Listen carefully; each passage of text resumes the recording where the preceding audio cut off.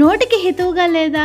ఏమీ తినాలనిపించట్లేదా? ఇంకెందుకు ఆలస్యం అండి, ఇది ఒక్కసారి ట్రై చేయండి. ఆహా అంటారు. స్టవ్ వెలిగించుకుని బాణీలను పెట్టుకుని అందులో 2 స్పూన్లు నూనె వేసుకుని నూనె వేడెక్కాక మినపప్పుని జీలకర్రని వేయించుకోండి. బంగారపు వర్ణంలో వచ్చేదాకా వేయించుకుని పక్కన ప్లేట్లోకి తీసుకుని చల్లారి పెట్టుకుందాం.